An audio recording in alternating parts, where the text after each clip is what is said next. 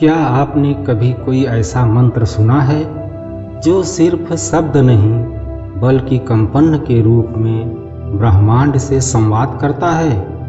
क्या वाकई सामवेद पढ़ने या सुनने से चमत्कार हो सकते हैं? अगर ये सच है तो आखिर क्यों? आज हम जानेंगे एक ऐसा रहस्य जो वेदों में सबसे संगीतमय है लेकिन सबसे कम समझा गया है। वह है सामवेद। एक ऐसा वेद जिसे पढ़ते ही आत्मा झंकृत हो उठती है और चेतना एक नए आयाम में प्रवेश करती है। प्रिय दर्शकों, सामवेद को पूर्ण रूप से जानने के लिए वीडियो को अंत तक जरूर देखें और हाँ, यदि चैनल पर नए हैं तो सब्सक्राइब करना ना भूलें।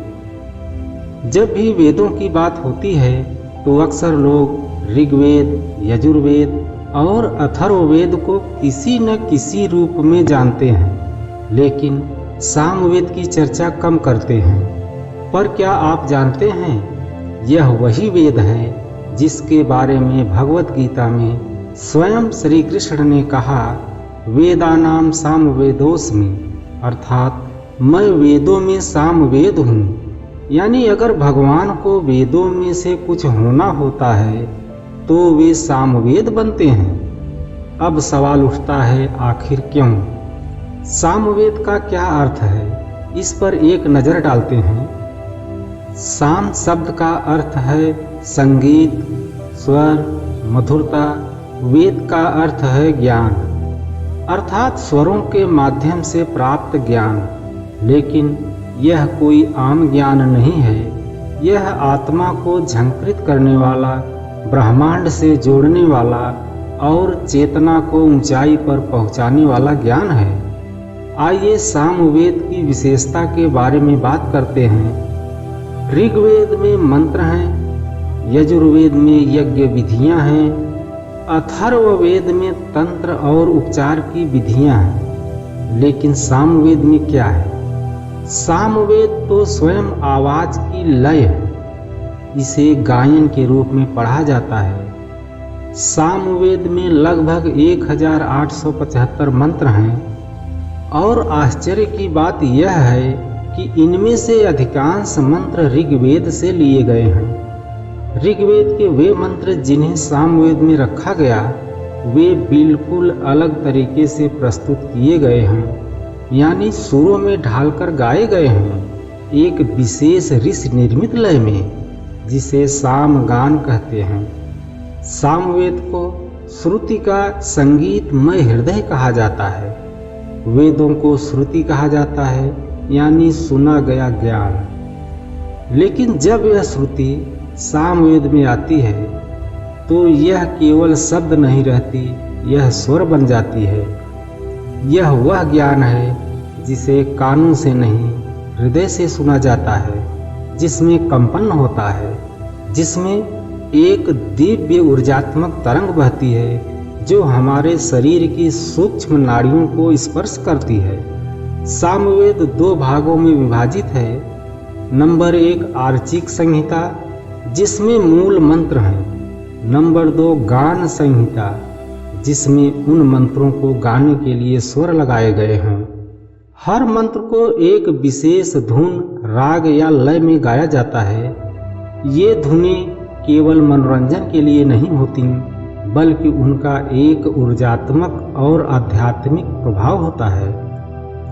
हर स्वर एक विशेष दैवीय गुण होता है। जैसे एक स्वर हृदय चक्र को खोल सकता है, दूसरा स्वर मन को स्थिर कर सकता है और तीसरा स्वर ऊर्जाओं को ऊपर की ओर ले जा सकता है।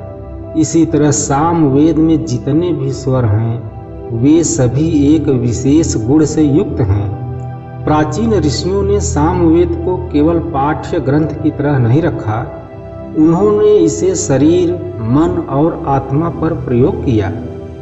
उन्होंने अनुभव किया कि जब सामवेद के मंत्रों को गाया जाता है तब अग्नि शांत हो सकती है, जल में गति आ सकती है, वायु स्थिर हो सकती है और अहंकार भी नष्ट हो सकता है। इसलिए सामवेद को देवताओं की भाषा भी कहा जाता है। क्योंकि मानव जब सामवेद गाता है तो वह स्वर की सीढ़ियों से देवत्व तक चढ़ता है। तो दर्शकों, सामवेद केवल एक ग्रंथ नहीं, एक अनुभव है, एक ऐसी यात्रा है जहाँ शब्दों के पार जाकर स्वर आपको उस परम सत्य से जोड़ते हैं जो न कहा जा सकता है और न ही लिखा जा सकता है, केवल अनुभव किया जा सकता है। और शायद इसीलिए श्री कृष्ण ने कहा, मैं वेदों में सामवेद हूँ, क्योंकि वे स्वयं एक दिव्य संगीत हैं, एक नाद हैं, एक जागृत हैं। जब कोई व्यक्ति सामवेद के मंत्रों को पढ़ता है या सुनता है तो चमत्कार होता है, लेकिन यह चमत्कार कोई जादू नहीं बल्कि विज्ञान और आत्मा की कंपन शक्ति का संगम है। आपने देखा होगा, जब कोई शंख बजता है तो वातावरण पवित्र हो जाता है। जब किसी मंदिर में घंटा बजता है तो मन एकाग्र हो जाता है, और जब किसी साधु की आवाज में स्वर होता है तो हृदय में कंपन होता है। ध्वनि केवल वायु में चलने वाली लहर नहीं होती, बल्कि यह ब्रह्मांड में ऊर्जा को जागृत करती है, और सामवेद की प्रत्येक ध्वनि यही करती है।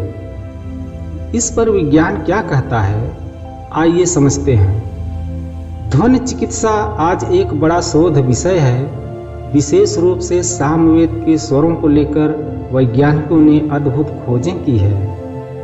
न्यूरोसाइंस कहता है कि सामवेद के स्वर सुनने से मस्तिष्क की थीटा और अल्फा ब्रेनवेव्स सक्रिय होती हैं, और यह वही तरंगे हैं जो ध्यान, मनोवैज्ञानिक उपचार और आत्मिक जागृत से जुड़ी हैं। डॉक्टर टोनी नाडर, जो MIT और हार्वर्ड से जुड़े न्यूरोसाइंटिस्ट हैं, उनकी रिसर्च कहती है कि सामवेद के मंत्र DNA तक को प्रभावित कर सकते हैं। दृष्टि सुधार से लेकर अनिद्रा, अवसाद, उच्च रक्तचाप तक, इन सभी पर सामवेद की ध्वनि तरंगों का सकारात्मक प्रभाव दर्ज किया गया है। सामवेद के स्वर श्रुति कहलाते हैं, और यह श्रुति ही सृष्टि के मूल बीज मंत्र हैं। जब साधक सामवेद के स्वर पढ़ता है तो वह स्वयं के भीतर के सूक्ष्म शरीर में कंपन जगाता है। यह कंपन शरीर की ऊर्जा चक्रों को सक्रिय करते हैं, जिससे व्यक्ति केवल मनुष्य नहीं बल्कि दिव्य बन जाता है। यह ध्वनि तरंगें जैसे जैसे गहराई में जाती हैं, वैसे वैसे भय, अहंकार, लोभ, क्रोध जैसी नकारात्मक भावनाएं नष्ट होने लगती हैं। सामवेद के नियमित पाठ से क्या होता है? तनाव में भारी गिरावट होती है, नींद की गुणवत्ता में सुधार होता है, दिल की धड़कन और रक्तचाप सामान्य होने लगते हैं, एकाग्रता और स्मृति में वृद्धि होती है, मानसिक बीमारियों से उबरने में सहायता मिलती है। कई आश्रमों और आयुर्वेदिक केंद्रों में सामवेद मंत्रों को विशेष रूप से प्ले किया जाता है, जहां इलाज नहीं, ऊर्जा का संतुलन किया जाता है। अब बात करते हैं उन चमत्कारों की जो विज्ञान के दायरे में नहीं आते लेकिन अनुभव में होते हैं। कई साधकों ने सामवेद के पाठ के दौरान तेज रोशनी, कंपन या दिव्य आकृतियों के दर्शन किए हैं। कुछ को पूर्व जन्मों की स्मृति या आत्मज्ञान की झलक मिली है। एक साधु ने बताया कि सामवेद के पाठ के दौरान उनके अंदर से स्वयं ओम की ध्वनि गूंजने लगी, जबकि उन्होंने कभी उच्चारण ही नहीं किया था। इन घटनाओं को आप चाहे चमत्कार कहें, चाहे चेतना का विकास, लेकिन ये वही अनुभव हैं जिनके कारण सामवेद को गाया जाता है, पढ़ा नहीं जाता। अगर आप पढ़ नहीं सकते तो केवल सुनिए। सामवेद के स्वर इतनी सूक्ष्म ध्वनि तरंगें उत्पन्न करते हैं कि केवल सुनना भी आपकी कोशिकाओं को उत्तेजित करता है। जैसे बंजर धरती में हल्की बारिश की पहली बूंदें, वैसे ही सामवेद की पहली ध्वनि आत्मा को छू जाती है। हेडफोन लगाकर 432 हर्ट्ज पर रिकॉर्डेड सामवेद सुनना एक आत्मिक उपचार है। चमत्कार क्यों होते हैं? तो दर्शकों, सामवेद कोई चमत्कारिक ग्रंथ नहीं है, यह स्वयं चमत्कार की प्रक्रिया है। इसमें मंत्र नहीं गूंजते, स्वर ब्रह्मांड से संवाद करते हैं। और जब कोई साधक पूरे श्रद्धा भाव से इसे पढ़ता है या सुनता है तो शरीर, मन और आत्मा तीनों पर उसका प्रभाव पड़ता है। यही है सामवेद का चमत्कार, जो दिखता नहीं लेकिन महसूस होता है। प्राचीन भारत में सामवेद की क्या भूमिका थी? एक ऐसा यथार्थ जो इतिहास से मिटा दिया गया, लेकिन जिसे अब फिर से जगाने का समय है। प्राचीन भारत में सामवेद को देववाणी कहा जाता था, क्योंकि यह ऐसा एकमात्र वेद था जिसे गाया जाता था। और जब उसे गाया जाता था तो ऐसा लगता था जैसे देवता स्वयं पृथ्वी पर उतरकर मंत्र बोल रहे हों। इसे गाने वाले को सामग या उद्गाता कहते थे, और यह कोई साधारण व्यक्ति नहीं होता था। सामग बनना ही एक साधना थी। गुरुकुलों में सामवेद को गाने की शिक्षा बचपन से दी जाती थी, क्योंकि यह केवल ज्ञान नहीं, स्वर की साधना थी। जब कोई राजसूय यज्ञ, वाजपेय यज्ञ या अश्वमेध यज्ञ होता था तो 3 वेद पाठी ब्राह्मण अनिवार्य होते थे। नंबर 1 होता ऋग्वेद का, यह ज्ञाता होता था। नंबर 2 अध्वर्यु, जो यजुर्वेद का ज्ञाता होता था। नंबर 3 उद्गाता, जो सामवेद का गायक होता था। उद्गाता की भूमिका सबसे अधिक महत्वपूर्ण मानी जाती थी, क्योंकि यज्ञ में जब अग्नि जलाई जाती तो सामवेद का उद्गीत मंत्र गाया जाता था। यह मंत्र अग्नि की ज्वाला में कंपन पैदा करता था, जिससे यज्ञ फल ब्रह्मांड में प्रसारित होता था। राजाओं के राज्याभिषेक से लेकर युद्ध से पहले संतान प्राप्ति यज्ञ से लेकर रोग निवारण तक हर शुभ कार्य में सामवेद की ध्वनि ही ब्रह्मांड से वार्तालाप प्रारंभ करती थी। आपको यह जानकर आश्चर्य होगा कि प्राचीन मंदिरों की बनावट भी सामवेद के सुरों के आधार पर होती थी। मंदिर के गर्भगृह में जब पुजारी मंत्र गाता था तो उसकी ध्वनि पूरे परिसर में गूंजती थी, क्योंकि दीवारें और गुंबद सामवेद की तरंगों को पकड़ने के लिए खास रूप से बनाई जाती थी।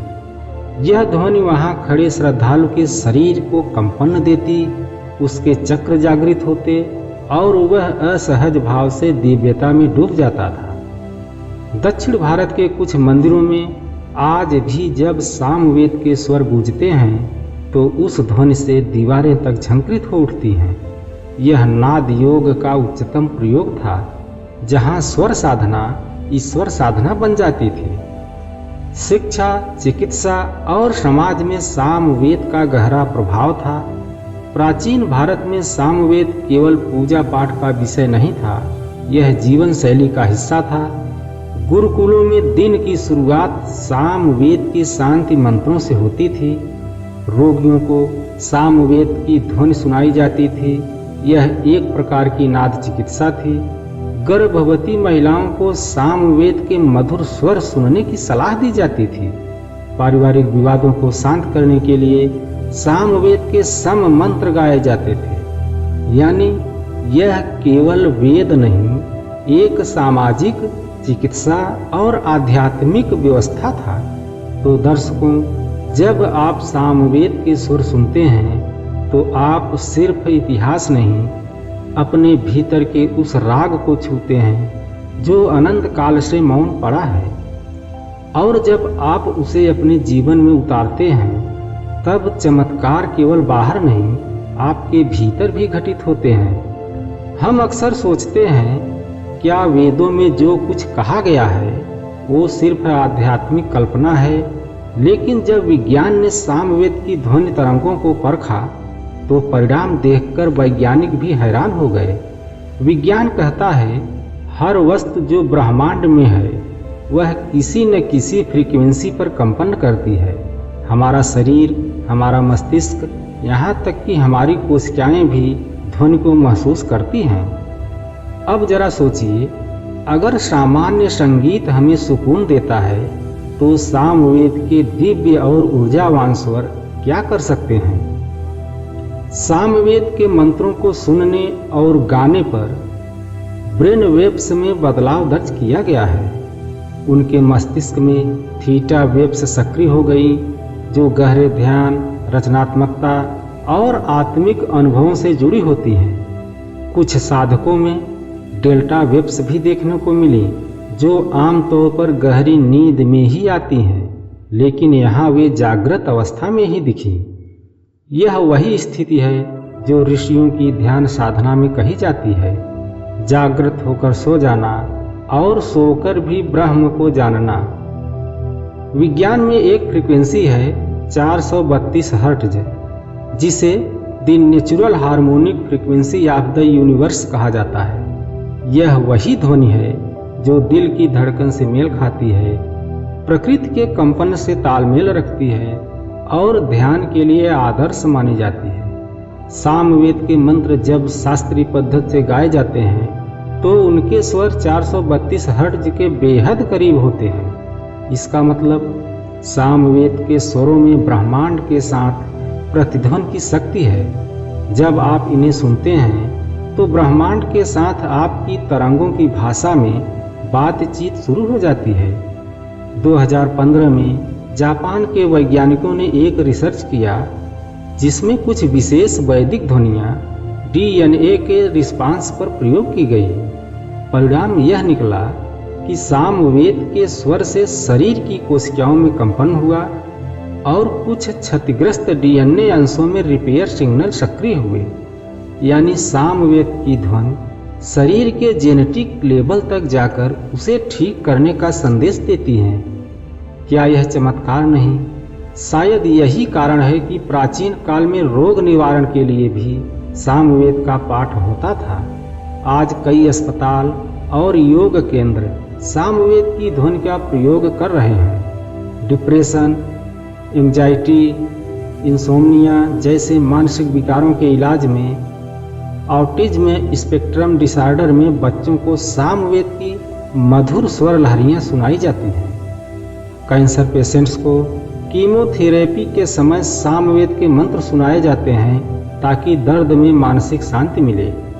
तो दर्शकों, कभी जो बातें हमारे ऋषि हजारों साल पहले अनुभव कर चुके थे, आज विज्ञान उन्हें साबित कर रहा है। सामवेद की ध्वनि मस्तिष्क को बदलती है, वह DNA को प्रभावित कर सकती हैं, वह मानव चेतना को जागृत कर सकती है, और यह सब एक वेद के माध्यम से, जो अब तक सबसे शांत, सबसे कम प्रचारित लेकिन सबसे शक्तिशाली रहा है।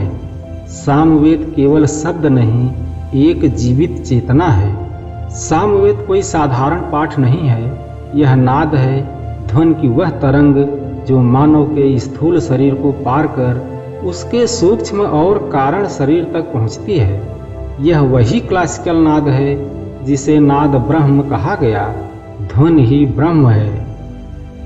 जब सामवेद के स्वर भीतर उतरते हैं तो चित्त में कंपन होता है और उस कंपन से आत्मा के चारों ओर जमी अज्ञान की परतें दरकने लगती हैं।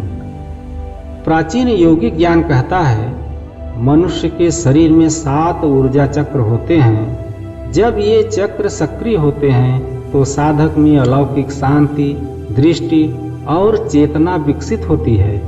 सामवेद के प्रत्येक स्वर की तरंग विशेष चक्र पर असर करती है।